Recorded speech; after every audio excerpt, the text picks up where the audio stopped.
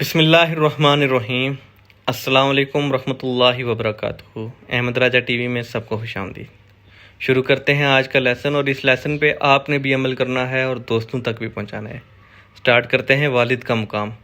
فرمان مصطفیٰ صلی اللہ علیہ وسلم ہے، سیدنا جابر بن عبداللہ رضی اللہ تعالیٰ عنہ سے روایت ہے کہ ایک شخص نے کہا، اللہ تعالیٰ کے رسول، میرے پاس مال اور اولاد دونوں ہیں اور میرے والد میرا مال ختم کرنا چاہتے ہیں۔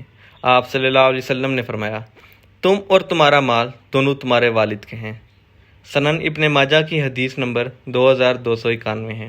رپیٹ کرتا ہوں، سیدنا جابر بن عبداللہ رضی اللہ تعالیٰ عنہ سے روایت ہے، ایک شخص نے کہا، اللہ تعالیٰ کے رسول، میرے پاس مال اور اولاد دونوں ہیں اور میرے والد میرا مال ختم کرنا چاہتے ہیں۔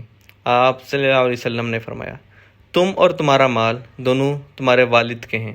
سنن ابن ماجہ حدیث نمبر 2291۔ اللہ تعالیٰ کے حضور دعا ہے، اللہ تعالیٰ ہمیں اپنے والدین کی خدمت کرنے کا موقع عطا فرمائے اور ہمیں اپنے والدین کی خدمت کرنے کی توفیق عطا فرمائے تاکہ ہماری دنیا بھی سنور سکے اور آخرت بھی۔ اس کے ساتھ ہی اجازت دیجیے، اللہ حافظ۔